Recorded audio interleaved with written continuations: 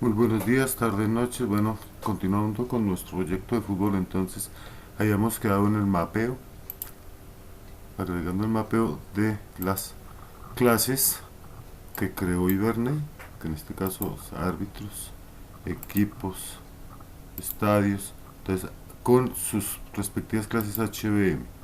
Entonces aquí tenemos las clases, perdón, los archivos XML HBM. Entonces deben de quedar todos los HBM mapeados contra su clase, como habíamos mostrado en el video anterior. Como ejemplo, vamos a ver, ya que quedó en la paquete tablas, la clase árbitros que creó Hibernate. Esta es la clase de árbitros creada por Hibernate. Entonces aquí tiene unas anotaciones en la cual está diciendo que es una entidad. El nombre de la tabla es árbitros. Este es el nombre de la tabla en la base de datos y este es el catálogo o la base de datos que se llama fútbol. Igualmente nos creó los atributos de dicha tabla: ID, nombre, escalafón, fecha de nacimiento y un atributo de tipo set llamado árbitros en partidos. Ya vamos a explicar qué es este atributo de tipo set. También nos crea constructor sin argumentos y un constructor con argumentos.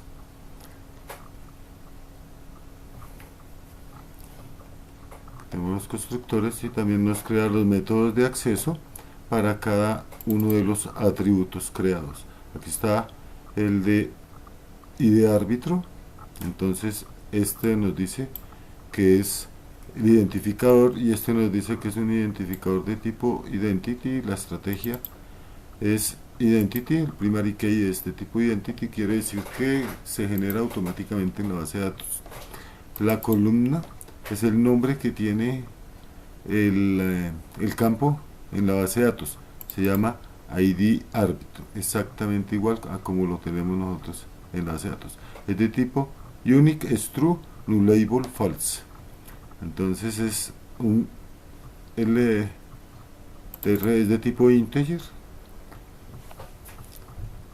Este es el primary key. Ahora tenemos una columna, se llama nombre, nullable, false, tamaño 45. Tenemos también los métodos de acceso para escalafón. Tenemos para la fecha de nacimiento. Y tenemos también para el atributo que les comenté de tipo set, que más ratico hablamos sobre él, que es árbitros en parte. Vamos a comparar con la base de datos. Entonces, con ayuda del Workbench, MySQL Workbench, vamos a mirar nuestra base de datos. Entonces vamos a darle un select y aquí podemos ver que tiene los atributos ID árbitro, nombre, escalafón y fecha de nacimiento. Entonces, que son los 4 atributos que se habían creado.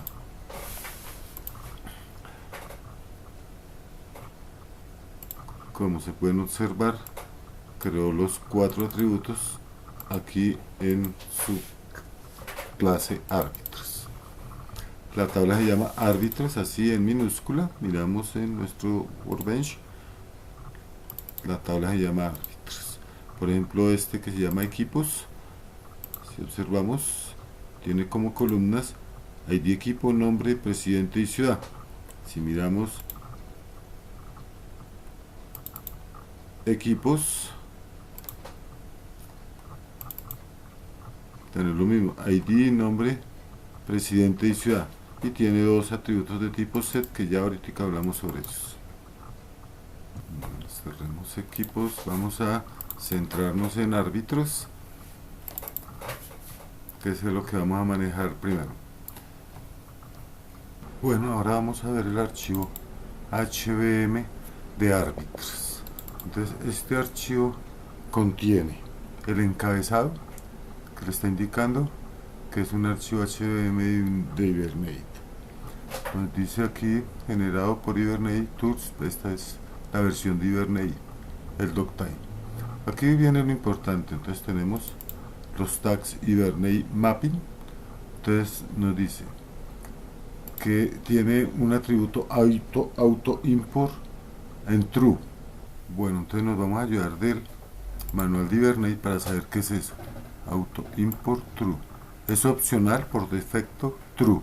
Especifica si podemos utilizar nombres de clases no calificados de clases en este mapeo en el lenguaje de consulta, no calificados en el sentido de los POJO Java.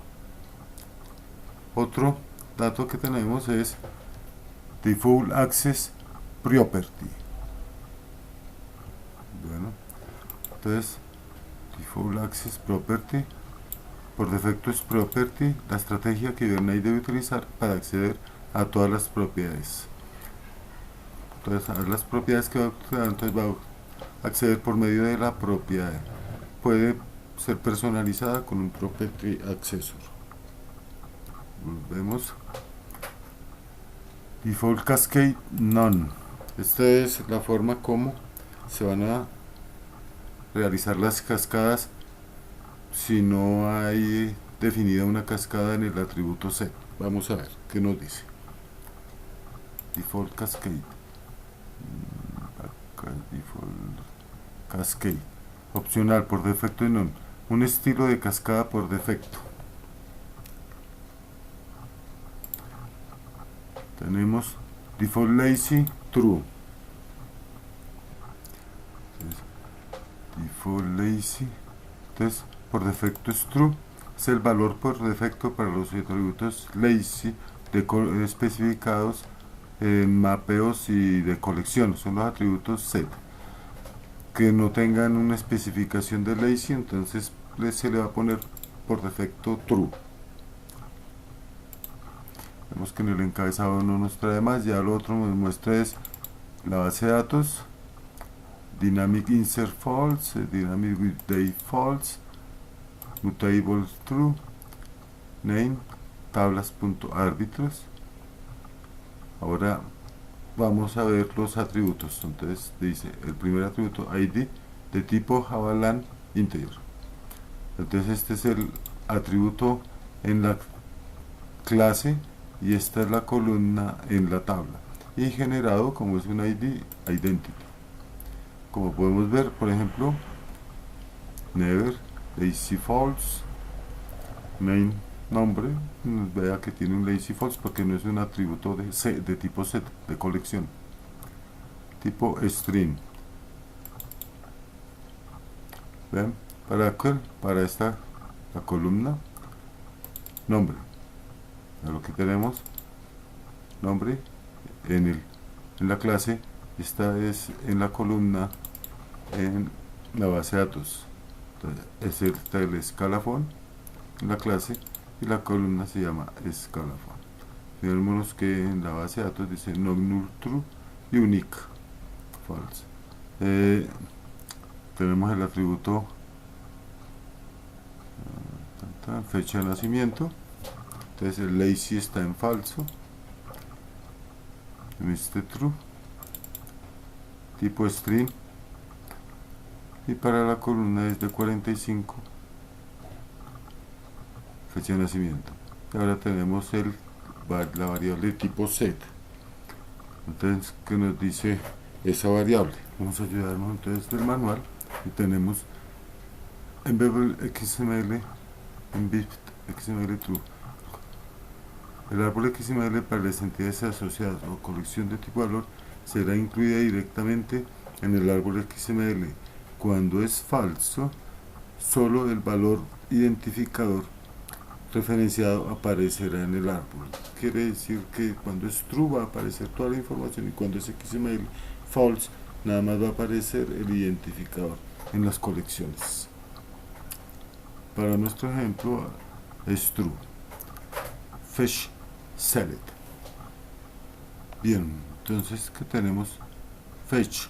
Entonces opcional, eso es opcional y por defecto es un join. Habilita los joins externos o las secuencias select para esta asociación.